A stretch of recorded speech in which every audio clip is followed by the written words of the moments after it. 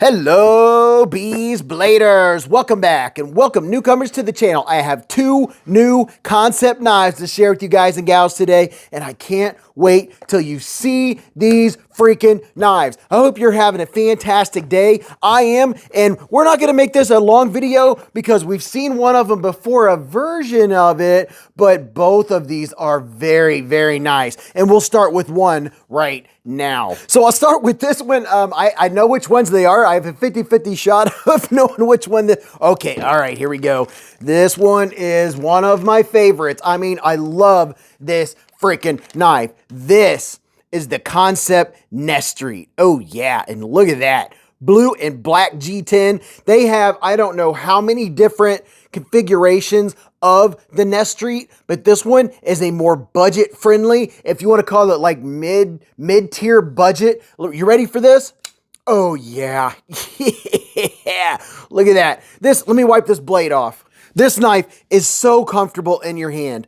I don't have to go over the ergos and all of that to tell you how well it works and how well it fits. You know, I have a large size hand, a large width hand. It's not a huge hand, but the ergonomics are so good and it's such a slicey knife. I love, and I know I'm moving all around. I'm excited. I really like this knife. Matter of fact, I'm going to get my other one. Found it. Here's my other Nesstreet. Yeah, and that's the thing about it is Kansept, whenever they come out with a knife, they come out with so many different versions, and you can go super ultra fancy, or you can get ones like these. I think these are right around the $70 hair mark, but yeah, look at that. And there's also a red and black. The red and black would look cool too, but that blue and black combo looks very nice, very, very nice. And I think these are about 8 inches overall. Let's see. Yeah, we're coming in at just shy of 8 inches, and the blade is about 3.4 inches. Just about, I mean, if you're counting all the way to the start of the scales, it's about a 3.5 inch blade. It is so comfortable, and wow. You know what? I'm digging, here's their micarta, and here's the G10. I'm digging the G10 a little more than the micarta because, let me get you in here and get you a little texture vision. Yeah, would you look at it? Just look at it. It feels, ooh, now this one, yeah, I'm inclined to have this, throw this one in the pocket just to use for anything. It's super tough and there's no movement left to right, up and down. It has a good lockup.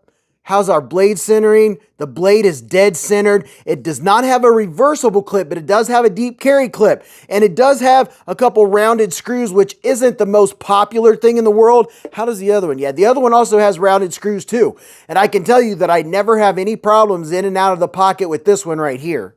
But taking a quick look up close, look at this black stonewash.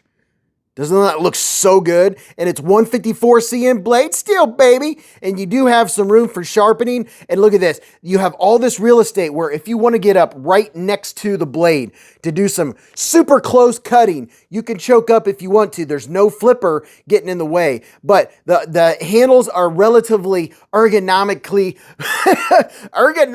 neutral. And I'm having trouble talking. I got a little frog in my throat. Can't get it out. But yeah, I love the Nesstreet. And I can tell you from experience, it is a slicer. It's great for push cuts. It's great for doing utility cuts.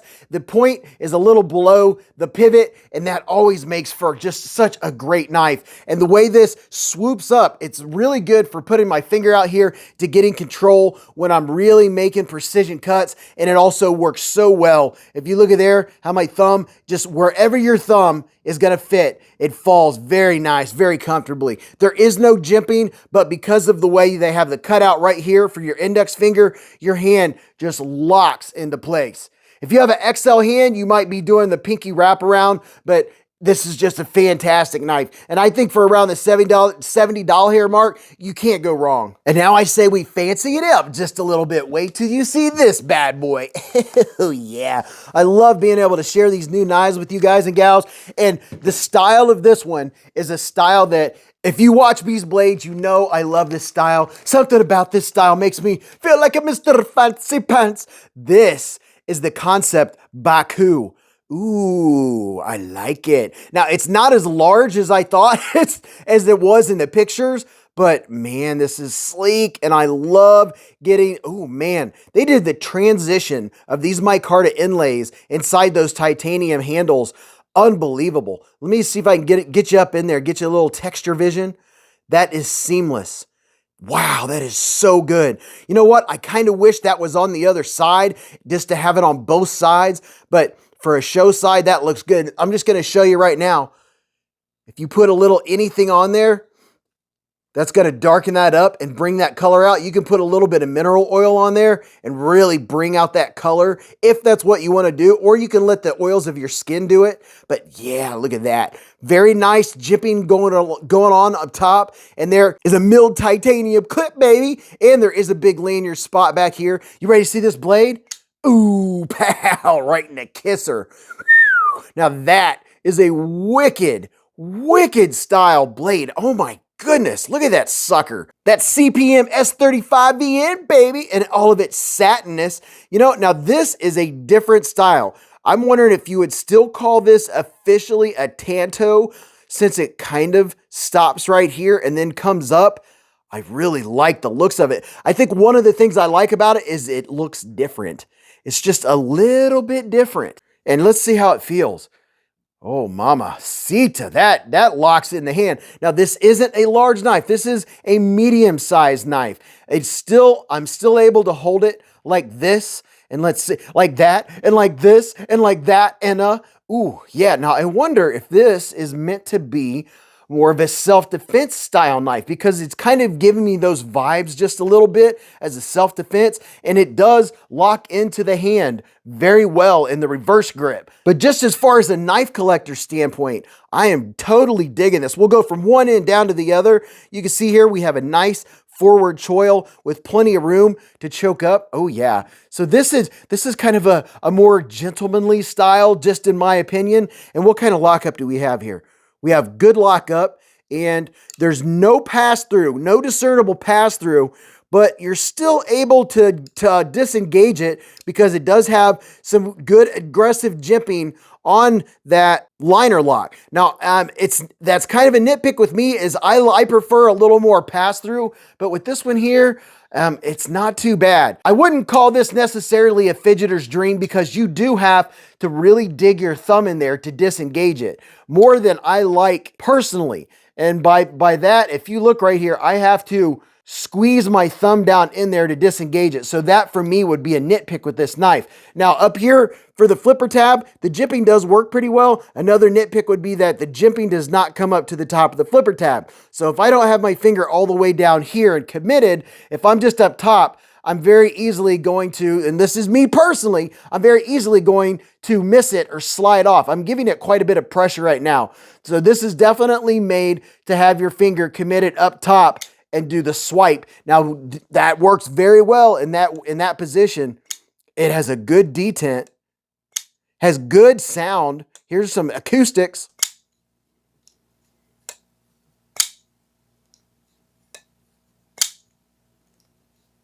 It is not drop shutty. It's rather tight. You have to give it a few shakes to get it to shut. And you can see right here on my thumb, I am having to give it a lot of pressure. So that's going to be not necessarily, if you're not wanting a knife just for the fidget factor. We'll just say that the fidget factor isn't necessarily the highest, just because of the aggression of the lock bar, or the liner lock in this case. But I do like the aesthetics of this knife. As a knife collector, I more and more so appreciate different styles and different looks. This one's coming in at about 7.3 inches, and your sharpen length is about 2.9 inches with a 2.2 inch blade. So it's not a huge knife, but I like it. The ergonomics aren't bad. I would say they would be really good for a medium-sized hand. The handle is disappearing into my hand for the way that it flows. So I would say if you have a small to medium-sized hand, that this knife is really going to fit your hand very well, and you're going to have good ergonomics, and it's going to flow very nicely. So this is the Baku. You get CPM S35VN, micarta inlays. There's probably, I'm just going to say, there's probably 10 different versions of this bad boy. I can only imagine. These are, I think, run around the 160s. And then here is the Kansept Main Street. I have the Main Street too. Matter of fact, I'll grab it. Heck, if they have it for sale, I'll link it in the description also. There's the Main Street. I love the Main Street. This is one of my favorites. I love Kansept Kansept knives. They're made well, they have good materials, and I love that they have so many options. They make the nicer versions, and then most of the time, they'll make a budget version, just like they did with the Nesstreet. So I hope you enjoyed checking out these new knives from Kansept. Let me know what you think about them. Tell me if you have a favorite. Do you have a preference? There's one you like that better than the other? Or is there a colorway that you like better than the other? But go watch this video. You're really going to enjoy that. And until I see you in the hive or the live streams or in the comments or the chats, remember, live life in the present, keep a Band-Aid handy, and don't cut yourself.